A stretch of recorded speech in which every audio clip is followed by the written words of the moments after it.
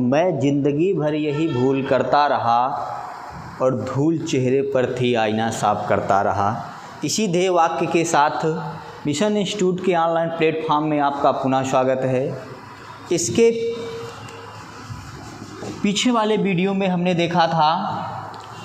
पढ़ा था वर्णमाला, और वर्णमाला के टॉपिक में हमने पढ़ लिया था उच्चारण स्थान। क्या पढ़ा था? उच्चारण स्थान। उच्चारण स्थान के बारे में हम लोगों ने पढ़ा था कि किसका उच्चारण तालु से होता है, किसका दंती से होता है, किसका मूर्धा से होता है और किसका कंठ से होता है। इसके बाद हमने कहा था कि आपको कमेंट करके बताना है कि इसी उच्चारण स्थान में हम लोग किन स्वरों को छोड़ देते हैं, अर्थात कौन कौन से ऐसे स्वर हैं जो हम लोगों ने एक कोड लिखा था उस उच्चारण स्थान में नहीं आए थे। और हमने कहा था कि कौन से ऐसे व्यंजन हैं जो उस उच्चारण स्थान में प्रयोग नहीं किए गए थे, अर्थात जो हम लोगों ने कोड लिखा था उसमें नहीं थे। इसके लिए हमने आपसे कहा था आपको कमेंट करके बताना है कि ये किसका इनका उच्चारण स्थान क्या होता है और ये वर्ण कौन से होते हैं। देख लेंगे। अगर हम स्वर की बात करेंगे तो स्वर में उच्चारण स्थान में जैसे हमने लिखा ऊंचू यसा नाम तालु लिखा है, अकु विसर्गा नाम कंठा लिखा है, सारी चीज़ें लिखा है वहाँ पे। लेकिन उसमें देखेंगे कुछ ऐसे स्वर हैं जिनको हम छोड़ देते हैं। जैसे कौन कौन से हैं देखेंगे। ए है, ए है, ओ है और औ है। ये हमारे स्वर क्या होते हैं? छोड़ दिए जाते हैं, अर्थात छूट जाते हैं। किसमें? अपने कोड में। और अगर हम व्यंजन की बात करेंगे कि व्यंजन हमारा कौन सा छूट जाता है, तो उसमें मिलता है आपका केवल वा। वा क्या होता है? छूट जाता है। अगर हम इनकी बात करें कि ए और ए, इसका उच्चारण स्थान क्या होगा, इसके बारे में देख लेते हैं। आपको रटने रटाने वाला नहीं, समझने वाला समझना है। जैसे अगर हम इनकी बात करें ए और ए की, तो अगर हम एक शब्द को लेकर समझें, अगर हम एक शब्द को लेकर समझेंगे तो ये ज़्यादा बेहतर समझ में आएगा। जैसे अगर हम एक ही मात्रा वाला एक एग्जाम्पल उठा के देख लेते हैं। जैसे कह दिया जाए, मान लीजिए यहाँ पर लिखा गया है गणेश। क्या लिखा गया है? गणेश। अगर इसको तोड़ोगे संधि के रूल्स में तो ये क्या बनेगा? गण पले बनेगा और इधर से क्या हो जाएगा? ईश हो जाएगा। ईश हो जाएगा। अब इसको देख लेते हैं। गण प्लस क्या बनेगा? ईश बनेगा। इसके लास्ट वाले वर्ण को ड़ा को देखेंगे तो इसमें क्या लगा है? आ लगा है। और दूसरे वाले के इसमें देखेंगे तो क्या लगा है? बड़ी लगा है। और ये दोनों मिलकर बनाते क्या हैं? ए बनाते हैं। अगर मैं बात करूं, आपके उस कोड में देखेंगे तो एक जगह लिखा है अकु विसर्गा नाम कंठा। अकु विसर्गा नाम कंठा। इसका मतलब ये हुआ कि जो आपका आ है वो क्या है? कंठ है। क्या है? कंठ है। और ई को पढ़ते हैं तो हमने पढ़ा है ईचू यसा नाम तालु। इसका मतलब है ई क्या है? तालु है।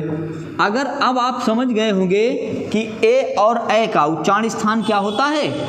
तालु होता है। आपको इसलिए इसको बताया गया कि इससे आप बेहतर तरीके से समझ सकते हैं, जान सकते हैं कि आखिर ये क्या है और क्या नहीं है। इसी प्रकार से हम दूसरे एग्जाम्पल को देखेंगे। आपकी बात हो गई ए की, तो हमने समझा। अब इसी तरीके से ओ और औ को देख लेते हैं। ओ और औ को देख लेते हैं। ओ की बात करेंगे तो एक इसका एग्जाम्पल लिख लेते हैं समझने के लिए। जैसे लिखा गया है महोदय। क्या लिखा गया? महोदय। इसको तोड़ेंगे तो ये क्या बनेगा? ये बनेगा महा, और इधर क्या हो जाएगा? उदय। क्या हो जाएगा? उदय। महा प्लस उदय। इसके लास्ट वाले को देखेंगे तो ये क्या है? आ है। और इधर क्या है? ऊ है। फिर हमने पढ़ा था कि अकु विसर्गा नाम कंठा, तो ये बड़ा क्या होता है? कंठ होता है। इसको हम यहाँ से हटा देते हैं, लिख लिया होगा आपने। इसको देख लेंगे। आ किस में आता है? कंठ में, हमने कंठ लिख दिया। ऊ किस में आएगा? एक जगह हमने कोड लिखा था जहाँ पर हमने उसको व्यंजन को पढ़ा था और स्वर को एक साथ, वहीं लिखा था उपोष्ठ। उपोष्ठ का मतलब है कि छोटा ऊ हो चाहे बड़ा ऊ, बोला कहाँ से जाता है? ओष्ठ। तो ये ओ और औ किससे मिलकर बनेगा? कंठ प्लस ओष्ठ। इसका उच्चारण स्थान क्या होगा? कंठ प्लस ओष्ठ होगा। इसी को एक जगह मिल जाता है। इसी को आप ऐसे भी कह सकते हैं, कंठोष्ठ भी लिखा होता है। अब आपको कमेंट करके बताना है कि कंठोष्ठ में कौन सी संधि होगी, आपको ये बताना है। ठीक, ये शायद समझ में आ गया होगा। चलते हैं आगे, चलते हैं। ये रही किसकी बात? स्वरों की बात रही। इसके बाद देख लेते हैं व्यंजन को। एक बचता है आपका व्यंजन जिसको क्या है? वाह है। यही केवल ऐसा है जो आपके उच्चारण स्थान में नहीं आता है। अच्छा, अब आपको एक चीज़ और लग रही होगी कि जो सर बता रहे हैं इसमें संयुक्त भी तो होगा, छत्रंग ज्ञा। इसका मतलब ये है कि जो संयुक्त होता है ना, जो संयुक्त होता है वो देखेंगे किसी के मेल से बनता है। मेल से बनता है जिसमें एक आधा होता है और एक पूरा होता है, जिसके कारण इसका कोई हम उच्चारण स्थान नहीं निर्धारित कर सकते हैं। वो केवल क्या होता है? संयुक्त ही होते हैं। इसके बाद देख लेंगे वह जो होता है ये क्या होता है? ये होता है दंतोष्ठ। इसका उच्चारण स्थान क्या होगा? दंत प्लस ओष्ठ होगा। और दोनों को एक साथ लिखते हैं तो लिखा क्या जाता है? दंतोष्ठ। अलग करेंगे। अब आपको कमेंट करके बताना होगा कि इस दंतोष्ठ में कौन सी संधि होगी। किसमें? दंतोष्ठ शब्द में कौन सी संधि होगी। इसके बाद देख लेते हैं, अब हमारे सभी स्वरों का और सभी व्यंजनों का उच्चारण स्थान क्लियर हो गया। हम लोगों ने उच्चारण स्थान को पढ़ लिया, किसका उच्चारण स्थान क्या होते हैं। अब देख लेते हैं जो आपके पास ना जो स्पर्श व्यंजन होते हैं। कौन से व्यंजन? स्पर्श व्यंजन। इस स्पर्श व्यंजन का जो पंचमा अक्षर होता है, कौन सा? पंचमा अक्षर। जो पंचमा अक्षर होता है वो सब क्या होते हैं? वो उनको क्या कहा जाता है? नासिक के व्यंजन कहा जाता है। क्या व्यंजन कहा जाता है? नासिक के व्यंजन कहा जाता है। जैसे ही स्पर्श व्यंजन की बात करेंगे तो पंचमा का मतलब होगा, जैसे का लिख दिया, खा लिख दिया, गा लिख दिया, घा लिख दिया, अंगा लिख दिया, लिख गया। अब देखेंगे इनकी बात करेंगे तो एक चीज़ स्पष्ट है कि इसका पंचमा कौन होगा? 1 हो गया, 2 हो गया, 3 हो गया, 4 हो गया और ये 5 हो गया। ये पंचमा की बात कर रहे हैं हम लोग। तो पंचमा क्या होगा? नासिक होगा। क्या होगा? नासिक होगा। इसी प्रकार से जो आपके 5 वर्ग हैं किसके? स्पर्श व्यंजन के, सभी का पंचमा क्या होता है? नासिक के व्यंजन होता है। क्या व्यंजन होता है? नासिक के व्यंजन होता है। इसके बाद देख लेते हैं, ये तो इनकी बात रही। आगे हम देख लेते हैं, आपके यहाँ कुछ ऐसे हैं जो अरबी और फारसी से आए हैं। अरबी और फारसी की ध्वनियाँ हैं। किसकी? अरबी और फारसी की ध्वनियाँ हैं। देख लेते हैं, इनकी बात करते हैं तो हमको मिलता क्या है? एक पढ़ते हैं हम, का पढ़ते हैं, खा पढ़ते हैं, गा पढ़ते हैं, का पढ़ते हैं, खा पढ़ते हैं, गा पढ़ते हैं और उसके बाद पढ़ते हैं जा पढ़ते हैं और खा पढ़ते हैं। लेकिन इनके नीचे एक लगा होता है जिसका नाम क्या होता है? नुक्ता। क्या बोलते हैं इनको? नुक्ता। अर्थात ये जो वर्ण हैं आपके जिनके नीचे नुक्ता लगा होता है, ये किसकी ध्वनियाँ होती हैं? अरबी या फिर फारसी की। इसी में एक चीज़ और पढ़ते हैं, जैसे आप आ लिखते हैं ना, ऐसे आ लिख दिया। इसमें और एक चीज़ पढ़ा जाता है कि जो हमने ये आ लिखा है, आ लिखा है, इसको क्या कहते हैं? इसको हम लोग कह देते हैं अर्धचंद्र बिंदु। अर्धचंद्र बिंदु भी कहा जाता है। और इसी को हम क्या कहते हैं? तो इसी का नाम होता है आगत, आगत व्यंजन या आगत वर्ण। समझ रहे हैं ना? ये इसका ये मतलब होता है। उसके बाद देख लेते हैं ये तो बात रही इनकी। इसके बाद देख लेते हैं अभी क्या आपके यहाँ बचा है स्वर और व्यंजन में। एक चीज़ और पढ़ते हैं, कहा जाता है कि एक व्यंजन होता है वर्तस्य।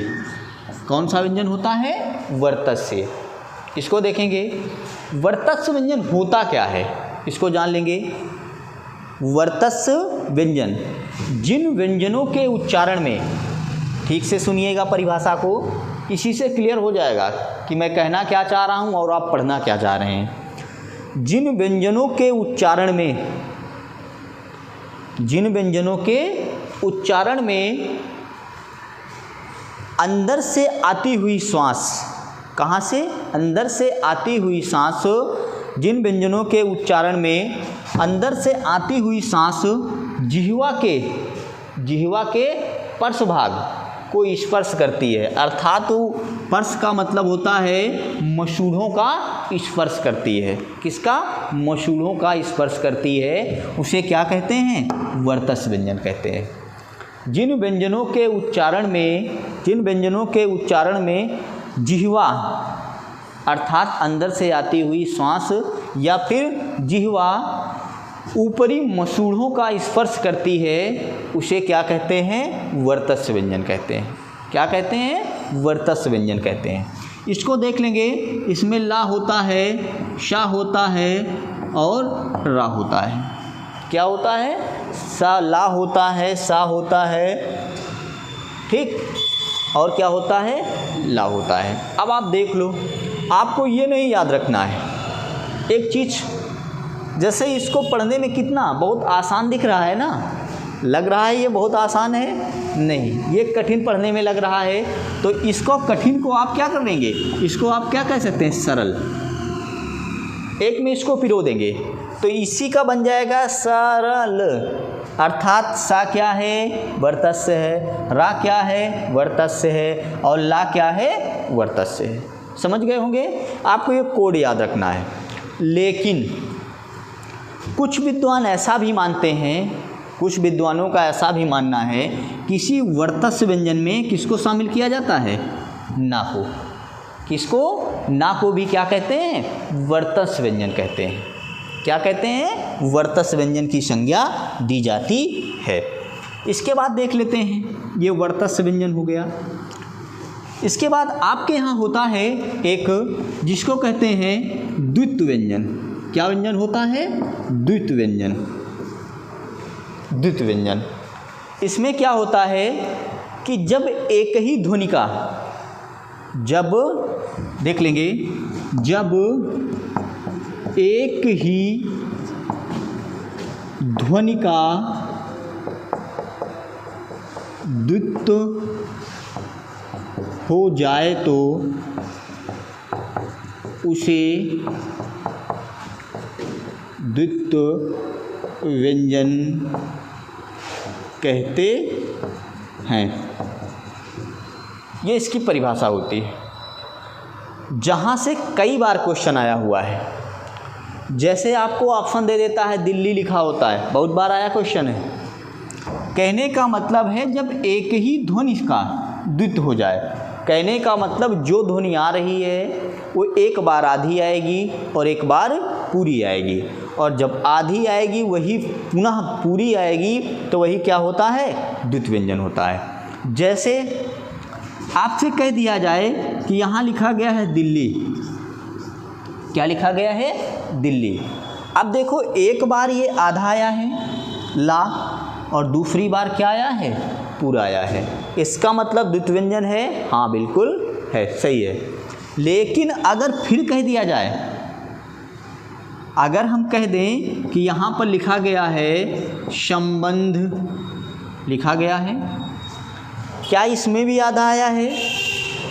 क्या इसमें द्वित्व व्यंजन है? नहीं है।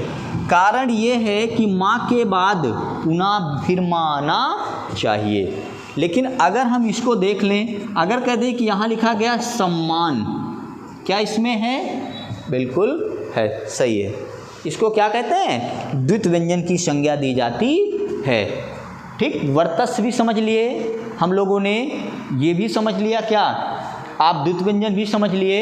इसके बाद देख लेते हैं पुनः द्वित व्यंजन के बाद क्या होता है। एक आपके पास होता है जिसको कहते हैं काकल्य व्यंजन। क्या कहते हैं? काकल्य व्यंजन की संज्ञा दी जाती है। देख लेते हैं उसको, काकल्य व्यंजन, इसको देख लेते हैं। काकल्य व्यंजन क्या होता है? ये कई बार क्वेश्चन आया हुआ है। काकल्य व्यंजन ये क्या होता है, इसको भी जानना आवश्यक है। देख लेंगे। अगर बात करें कि काकल्य व्यंजन है कौन सा, काकल्य व्यंजन कौन सा है, तो एक मिलता है जिसको हम क्या करते हैं, हा। हा को क्या कहा जाता है? काकल्य व्यंजन की संज्ञा दी जाती है। अब देख लेंगे परिभाषा। जिन व्यंजनों के उच्चारण में अंदर से आती हुई श्वास स्वर यंत्र मुख पर संघर्ष उत्पन्न करती है। कहाँ? स्वर यंत्र मुख पर संघर्ष उत्पन्न करती है, उसे क्या कहते हैं? तो काकल्य व्यंजन कहा जाता है। हमने एक शब्द कहा, अंदर से आती हुई श्वास स्वर यंत्र मुख पर संघर्ष उत्पन्न करती है। आप देखिए, हाँ बोलिए, अंदर से सांस आती है, आपको समझ में आएगा कि वायु आ रही है। जैसे क्या कहेंगे? हाँ। और देखो आगे आके क्या करेगा, ऐसा लगता है कि आपस में संघर्ष हो रहा है, और इसी को हम क्या कह देते हैं? तो हाँ आता है किसके अंतर्गत? काकल्य व्यंजन के अंतर्गत। हम लोगों ने देखो दुत पढ़ लिया, वर्तस पढ़ लिया, काकल्य व्यंजन पढ़ लिया, ठीक। अब यहाँ से देखेंगे तो अब आपके पास बचा क्या? अब आपके पास वर्णमाला का जो टॉपिक है, अर्थात स्वर भी हो गए आपके, व्यंजन भी हो गए, वो टॉपिक खत्म हो गया। यहीं से देख लेते हैं, आपके यहाँ कुछ ध्वनियाँ होती हैं। क्या होती हैं? ध्वनियाँ, जहाँ से कई बार क्वेश्चन आया हुआ है। ध्वनियाँ, यहाँ से कई बार क्वेश्चन आया हुआ है, जो बार बार एग्जामों में पूछा जा रहा है। पूछा क्या जाता है? कहता है कि निम्नलिखित में से किसमें संपृक्त ध्वनि है, संयुक्त ध्वनि है, या फिर युग्मक ध्वनि है। तो इसको देखेंगे तो यहाँ पर मिलता है युग्मक ध्वनि। इसको जान लेंगे क्या है। जब एक ही व्यंजन का या एक ही ध्वनि का, किसका? जब एक ही व्यंजन या फिर ध्वनि का द्वित्व हो तो उसे क्या कहते हैं? युग्मक ध्वनि कहते हैं। तो उसे युग्मक ध्वनि कहते हैं। अब देख लेंगे, जो आपने पढ़ा कहाँ? अभी द्वित व्यंजन में। कहाँ पढ़ा? द्वित व्यंजन में। वही द्वित व्यंजन ही क्या है आपका? युग्मक ध्वनि है। जैसे कह दिया जाए, अभी आपने दिल्ली लिखा था, अगर मैं कह दूं कि यहाँ पर लिखा गया है उच्चारण। क्या लिखा गया है? उच्चारण लिखा गया। उच्चारण पढ़ेंगे तो एक बार आधा चा और एक बार पूरा चा, और द्वित का मतलब हो जाना एक बार आधा आना और एक बार पूरा आना। ये क्या हो गया? उच्चारण। उच्चारण किसके अंतर्गत? युग्मक भी होगा और आपका क्या होगा? द्वित व्यंजन भी होगा। ये आपकी किसकी परिभाषा? युग्मक की होती है। आगे देख लेंगे, युग्मक ध्वनि हो गई। उसके बाद देखते हैं, युग्मक ध्वनि के बाद आपके यहाँ एक ध्वनि होती है जिसको कहते हैं संयुक्त ध्वनि। संयुक्त ध्वनि। कौन सी ध्वनि? संयुक्त ध्वनि। इसको जानेंगे कि ये संयुक्त ध्वनि आखिर होती क्या है। संयुक्त शब्द से ही हमको आभास हो रहा है, पता लग रहा है कि कोई चीज़ क्या करेगा? आपस में आकर मिल जाएगा। क्या करेगा? आपस में आकर मिल जाएगा। इसकी परिभाषा क्या होती है कि जब दो या दो से अधिक, जब लिखते जाइएगा, जब दो या दो से अधिक व्यंजन ध्वनियाँ परस्पर संयुक्त हो और एक नए स्वर के सहारे या एक स्वर के सहारे बोली जाएं। जब दो या दो से अधिक ध्वनियाँ परस्पर संयुक्त होकर एक स्वर के सहारे बोली जाती हैं तो उन्हें क्या कहते हैं? संयुक्त ध्वनि कहते हैं। पुनः सुनेंगे, दो या दो से अधिक ध्वनियाँ जब परस्पर संयुक्त होकर एक स्वर के सहारे बोली जाती हैं तो उन्हें क्या कहते हैं? संयुक्त ध्वनि कहते हैं। लिख लिया होगा। अब देख लेंगे, आपने लिखा है कि एक स्वर के सहारे। कितने स्वर के सहारे? एक स्वर के सहारे।